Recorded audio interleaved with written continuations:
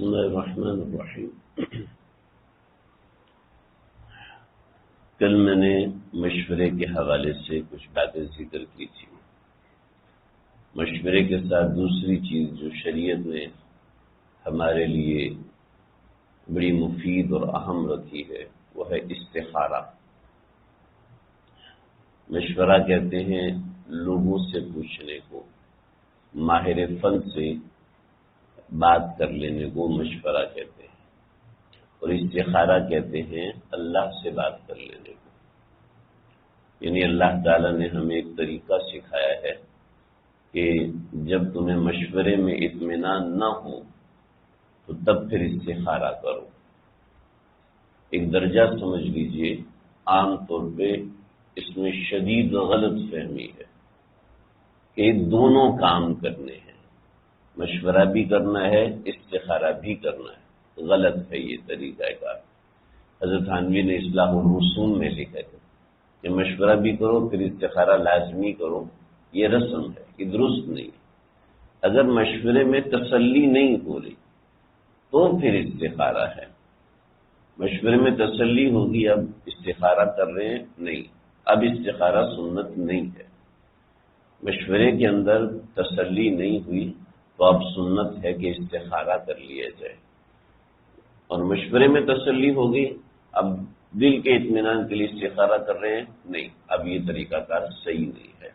مشورے میں فائنل ہو گیا، 100% ڈن ہے، بس یہی کرنا ہے، اب اپنے دل کی تسلی کے لیے استخارہ، اب کوئی استخارہ نہیں ہے، اب سنت ہے مشورے پہ چلو اور بس۔ یہ شریعت نے دو ٹوک بات کر لی۔ لیکن ظاہری بات ہے مشورے میں ہر بندے کو 100% اطمینان نہیں ہوتا، کیونکہ مشورہ انسان دوسرے سے لے رہا ہوتا ہے، اور ہر بندہ دوسرے کی عقل پہ 100% مطمئن نہیں ہوتا۔ ایک فیکٹ ہے، اس پہ کوئی انکار نہیں کر سکتا۔ تو استخارہ آپ صلی اللہ علیہ وسلم ایسے تعلیم فرماتے تھے جیسے کسی فرض کو سمجھانے کے لیے آپ اہتمام فرماتے تھے، ایسے آپ صلی اللہ علیہ وسلم استخارے کو سمجھایا کرتے تھے، استخارے کا اہتمام کیا کرتے تھے۔ چنانچہ استخارے کا مطلب ہے اللہ تعالیٰ سے مشورہ کرنا۔ اس کے لیے ایک اسپیسیفائڈ دعا بھی ہے کہ یہ دعا کر لیا جائے تو بڑی اچھی بات ہے، لیکن ضروری نہیں ہے کہ انسان وہی دعا مانگے۔ وہ جو بخاری شریف میں ایک دعا منقول ہے، اس کو دیکھ کے انسان پڑھ لیتا ہے تب بھی ٹھیک ہے، ورنہ وہ دعا ضروری نہیں ہے۔ استخارے کا مطلب ہے اللہ سے دعا کرنا کہ اے اللہ اس معاملے کے اندر جو بہتر بات ہے وہ میرے دل میں ڈال لیجیے۔ اللہم خیر لی واختر لی، اے اللہ جو خیر ہے میرے لیے وہ چن دیجیے اور متعین فرما دیجیے۔ ایک دعا ہے، یہ چھوٹی سی دعا بھی ہے، ورنہ اردو میں انسان دعا مانگے، اور یعنی صحیح جو طریقہ کار وہ یہ ہے کہ 2 رکعت نماز پڑھے استخارے کی نیت سے۔ استخارے کا مطلب ہے اللہ سے مشورے کی نیت سے۔ اللہ جی 2 فیلڈ ہے میرے سامنے، ایک یہ فیلڈ ہے، ایک یہ فیلڈ ہے۔ اللہ جی 2 پرپوزل ہیں میرے سامنے، ایک یہ بزنس ہے، ایک یہ بزنس ہے۔ اللہ جی رشتے میں 2 معاملات ہیں، کر لوں یا نہ کر لوں، یہاں پر ہاں کرنی چاہیے یا یہاں پر نہ کرنی چاہیے۔ جو بھی کام ہو، صحابہ کرام چھوٹے چھوٹے کاموں کے لیے بھی استخارہ کیا کرتے تھے، اور یہ میں بتاؤں اگر کوئی بڑا کام ہے،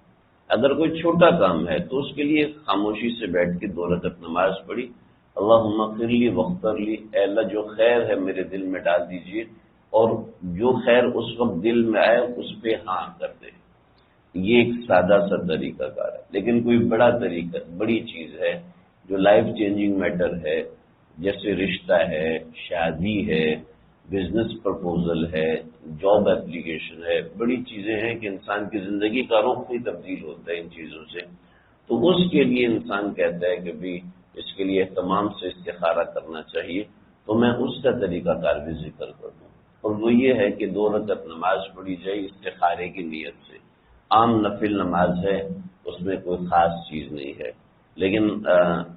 اس کے لیے بزرگان دین فرماتے ہیں اگر مناسب ہے پہلی رکعت میں علم نشرح سورۃ الشرح پڑھ لے، علم نشرح لک صدرک ووضعنا عنک وزرک، یہ والی صورت پڑھ لے، اور دوسری رکعت کے اندر اذا جاء نصر اللہ والفتح یہ صورت پڑھ لیں تو انشاءاللہ اللہ خیر دل میں کھول دیں گے سورہ شرح کی برکت سے، اور اس خیر میں فتح ڈال دیں گے سورہ اذا جاء کی برکت سے۔ لیکن یہ کوئی مسنون نہیں ہے، نہ ہی یہ کوئی مستحب عمل ہے، کر لیا جائے تو اچھی بات ہے، ورنہ سادہ 2 رکعت نماز پڑھے، اس کے بعد اللہ تعالیٰ سے دعا کرے، اور بہتر ہے کہ جیسے بخاری شریف میں جو دعا آپ علیہ الصلوۃ والسلام نے سکھائی ہے اس دعا کو پڑھ لیا جائے۔ آپ گوگل پہ سرچ کریں گے تب بھی مل جاتی ہے، ایک ہی دعا ہے، اس میں کوئی رد و بدل اختلاف نہیں ہے، ورنہ سنت کی کوئی بھی چھوٹی کتاب ہو اس میں استخارے کی دعا مل جاتی ہے۔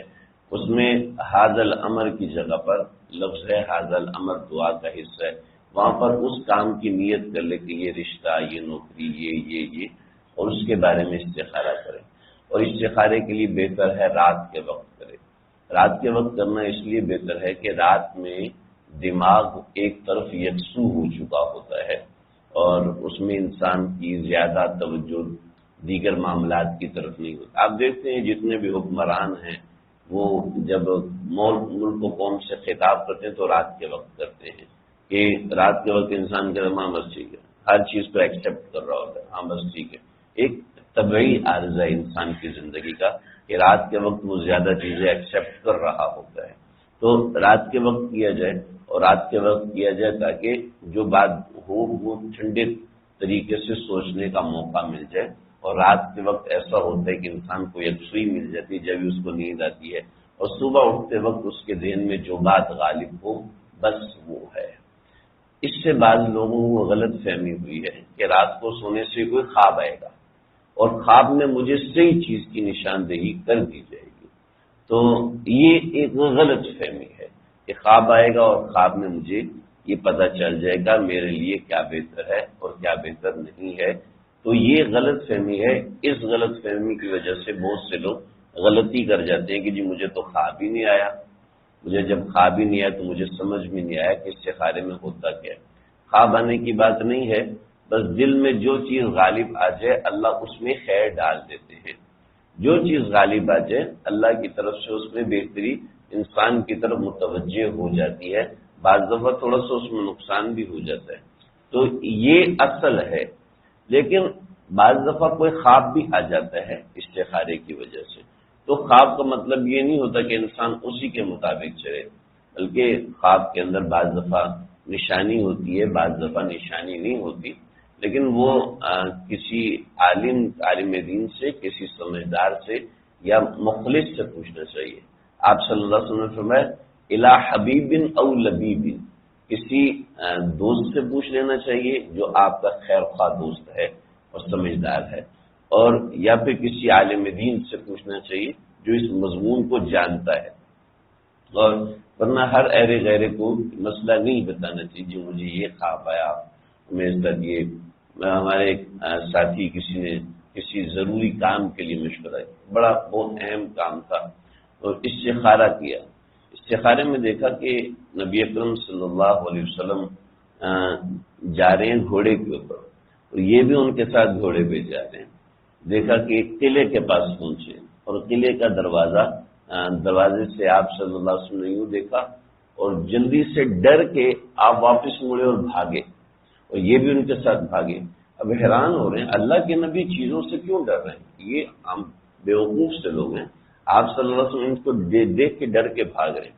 تو بڑے پریشان ہوئے، بہت زیادہ پریشان ہوئے، یہ کیا مطلب ہے، سمجھ میں نہیں آ رہا۔ آپ علیہ الصلوۃ والسلام کی زیارت کا شرف ہوا، بہت بڑی بات ہے، پھر آپ کے ساتھ خواب میں سفر کا شرف ہوا، اس سے بھی بڑی بات ہے، اور پھر اچانک سے یہ ہوا، یہ سمجھ میں نہیں آیا۔ تو سمجھ میں آیا، کسی بڑے عالم دین سے پوچھا، تو انہوں نے کہا کہ دیکھو آپ جس کام کا ارادہ کر رہے ہو، آپ صلی اللہ علیہ وسلم کی طرف سے اشارہ ہے کہ جلدی سے واپس ہو جاؤ، ابھی وہ کام نہ کرو۔ بالکل جا کے فٹ ہو کے لگا کہ ہاں یہی بات ہے، یہی بات ہے، آپ صلی اللہ علیہ وسلم کسی سے کیوں ڈریں گے؟ ابھی خواب کے اندر آپ نے مہم چھوڑ دی، مطلب یہ کہ ابھی جو کام کرنے جا رہے ہو نہ کرو۔ ایسے ہی کسی بہت بڑے خاندان میں کوئی رشتے کا معاملہ تھا، تو دیکھا کہ کنسٹرکشن کا کام ہو رہا ہے اور ایک ٹائل ہے وہ سیٹ نہیں بیٹھ رہی ہے پوری، اس کو چھوٹا کر کے دیکھ رہے ہیں، بڑا کر کے دیکھ رہے ہیں، چینج کر کے دیکھ رہے ہیں، لیکن وہ فٹ نہیں بیٹھ رہی۔ تو جب پوچھا تو کہا بھی ہاں اس کا مطلب ہے کہ یہ کام پورا بھی سمجھ میں آ رہا ہے، بالکل ٹھیک سمجھ میں آ رہا ہے، لیکن یہ فٹ نہیں بیٹھ رہی، اس کا مطلب ہے یہاں پہ کام نہیں چلے گا۔ تو بعض مرتبہ ایسی چیزیں بھی ہو جاتی ہیں، لیکن اس کے اوپر بھروسہ نہیں کرنا چاہیے کہ انسان بس یہی کرے۔ جو دل میں غالب گمان ہے اس دل میں غالب گمان کے مطابق کام کرنا چاہیے۔ بعض مرتبہ خواب ایک چیز کی طرف ڈرائیو کر رہا ہوتا ہے کہ یہ کرنا ہے اور دل اس طرف مطمئن نہیں ہوتا، تو دل کی بات ماننی چاہیے، ایسا نہیں کہ اس چیز کی طرف چلنا چاہیے، ایسا نہیں کہ اس چیز کی طرف چلے جاؤ، نہیں، بلکہ دل جس چیز کی طرف جا رہا ہے تو دل کے اندر اصل میں توجہ اللہ کی طرف سے ہے۔ خواب کے اندر بعض دفعہ شیطانی تصرف بھی آ جاتا ہے، ضروری نہیں کہ ہر دفعہ رحمانی تصرف ہو، تو یہ ضروری بات ہے۔ ایک بڑی اہم بات ہے جو ہمارے معاشرے میں شدید غلطی پائی جاتی ہے، وہ یہ کہ ہم کن جھنجھٹوں میں پڑے، مولوی صاحب آپ استخارہ کر دو نا، ہم کن جھنجھٹوں میں پڑے، بھئی آپ یہ پیسے لو ہمیں استخارہ کر دو، یہ غلط بات ہے۔ یہ بالکل ایسے ہے کہ ڈاکٹر صاحب پیٹ میں درد تو ہے میرے، لیکن میں کیا چیزیں لوں، آپ ڈرپ لگوا لو نا، آپ ڈرپ لگوا لو، آپ تو سمجھتے ہو نا ڈرپ کی کیا۔ یہ تو ایسے ہی ہو گیا کہ استخارہ کا کام میں نے کرنا ہے لیکن میری جگہ پر استخارہ وہ کرے، یہ بالکل نامناسب ہے۔ آج کل تو استخارہ سینٹر بن گیا، بھی لوگ استخارہ کرتے ہیں، ٹی وی پہ آ رہے جب فون کریں نام بتائیں، والدہ کا نام بتائیں، استخارہ کر کے بتائیں، ایسا کہیں بھی ثابت نہیں ہے۔ نبی اکرم صلی اللہ علیہ وسلم سے صحابہ کرام اپنے استخارہ کرواتے تھے؟ نہیں، بلکہ صحابہ کرام کو آپ صلی اللہ علیہ وسلم نے استخارے کی تعلیم کی، تو بھی خود استخارہ کرنا چاہیے۔ جب خود استخارہ کرے گا تو زیادہ بات سمجھ میں آئے گی۔ ہاں، بیٹی کی طرف سے ماں استخارہ کر لے، بھائی استخارہ کر لے، کوئی جاننے والا بڑا اچھا تعلق والا وہ استخارہ کر لے تو کوئی حرج نہیں ہے، جائز ہے، لیکن ایک معمول سا بن گیا ہمارے معاشرے میں کہ بھئی استخارہ کروانا ہے، جی مولوی صاحب استخارہ نکلوا دیں، یہ بات بالکل غلط ہے، بالکل نامناسب ہے۔ نہ جان پہچان کوئی پتہ بھی نہیں ہے، کوئی سمجھ بھی نہیں ہے، جانتے بھی نہیں ہے، بس استخارہ کو سمجھ لی جیسے ایک پروفیشن ہے۔ استخارے کے بارے میں یہ سمجھ لی شاید یہ فیوچر پریڈکشن ہے اور فیوچر اس کے ذریعے سے ہمیں پتہ چل جائے گا، ایسا کچھ بھی نہیں ہے۔ ایسا شریعت میں کچھ بھی ایسا نہیں ہے کہ آپ کو فیوچر پریڈکشن بتا دیا جائے، کہ مستقبل کے بارے میں حال بتا دیا جائے، ایسا کچھ بھی نہیں ہے۔ اگر کوئی بھی آپ کو بتاتا تو سمجھ لیں یہ دھوکہ کر رہا ہے۔ نبی اکرم صلی اللہ علیہ وسلم نے جو پریڈکشنز کی ہیں بس، اس کے علاوہ نہ سیدنا ابوبکر صدیق نے کوئی پریڈکشن کیا اور نہ حضرت بلال حبشی، نہ چھوٹے سے لے کے بڑے صحابی، نہ بڑے سے لے کے کسی چھوٹے صحابی، انہوں نے کوئی بھی کسی نوعیت کی پریڈکشنز نہیں کی ہیں۔ لہذا کوئی بھی اس طریقے کی بات کرتے تو سمجھ لیں اپنی طرف سے کوئی چیزیں شامل کر دی، ہم نے اتنی پروڈکشنز کی ہیں ساری بالکل سچی ثابت ہوئی ہیں۔ تو اصل میں ہوتا یہ ہے کہ جو سچی ہوتی ہے نا اس کو لوگ مشہور کر دیتے ہیں، اور جو جھوٹی ہوتی ہیں اس کے بارے میں کوئی توجہ ہی نہیں کرتا اور اس کے بارے میں کوئی دیکھتا بھی نہیں کہ یہ کیا ہو گیا۔ لیکن جو 5-10 سچی نکل آتی ہیں ساری دنیا اس کے پیچھے پڑ جاتی کہ یہ دیکھو یہ دیکھو انہوں نے کس طریقے سے پروڈکشن کر لی، شاید یہ ٹائم ٹریولز کرتے ہیں اور شاید یہ اس طرح کرتے ہیں اس طرح کرتے ہیں۔ تو حالانکہ ایسا کچھ بھی نہیں ہے، شریعت میں ایسا کچھ نہیں ہے کہ کوئی مستقبل کے بارے میں آپ کو بتائے۔ دنیا میں اس نوعیت کی بڑی گمراہی پھیلانے کی کوشش کی، یہ آپ جانتے ہیں سلمان نام کے کارٹونز، اس کے ذریعے سے باقاعدہ دنیا کے اندر مہم چلائے گی کہ ہم فیوچر بتا سکتے ہیں۔ اس میں جو 10-15 قسم کی چیزیں جو سچ ثابت ہوئی ہیں اس کو ساری دنیا ہائی لائٹ کرتی ہے، لیکن جو سینکڑوں چیزیں نہیں ہوئی ان کو کوئی ہائی لائٹ نہیں کرتا، ان کے بارے میں کوئی بھی توجہ نہیں کرتا۔ تو خیر یہ جو شریعت نے بتایا ہے میرا اور آپ کا یقین ہے اور سینکڑوں سالوں سے ایسا ہے کہ وہ بالکل سچ اور برحق ثابت ہوتا آیا۔ کچھ 2-4 قسم کی چیزوں سے ہم مسلمان بہکنا شروع ہو جائیں، اتنا کچا ہمارا ایمان نہیں ہونا چاہیے۔ لہذا استخارے کے بارے میں بھی سمجھ لیں کہ کوئی ایسی چیز نہیں کہ استخارے میں بالکل سچ اور حق یہ آپ کو پتہ چلے گا، بعض دفعہ نقصان بھی ہوگا، بعض دفعہ نقصان بھی ہوگا اور نقصان ہمارے فائدے کے لیے ہوگا، جیسے حضرت خضر علیہ السلام نے بچے کو ذبح کر دیا اور جناب اور بھی کچھ اس نوعیت کے معاملات ہوئے، طویل واقعہ 16ویں پارے کے اندر آتا ہے۔ تو کیا ہے کہ بعض دفعہ چیزیں ہمارے ظاہری طور پر نقصان کی ہوں گی، لیکن وہ دراصل ہمارے لیے بہت بڑے فائدے کی چیز ہوگی۔ لہذا استخارہ کوشش کر کے خود کرنا چاہیے، اور استخارے کو اپنی جگہ پہ رکھنا چاہیے۔ استخارے کا یہ درجہ ہے، اس سے اوپر لے کر نہیں جانا اور اس سے نیچے بھی نہیں گرانا کہ بھی تم کر دو، آپ نیک لوگ ہیں، آپ کر دیں، ہم تو گنہگار لوگ ہیں، ہم کیا استخارہ کریں۔ تو ایسا نہ ہم بیماری میں کرتے ہیں، ایسا نہ ہم ایجوکیشن میں کرتے ہیں، ایسا کسی چیز میں نہیں کرتے، تو دین کے معاملے میں بھی ایسا نہیں کرنا چاہیے۔ یہ موٹی موٹی ضروری باتیں ہیں۔ اللہ مجھے آپ ہم سب کو سمجھنے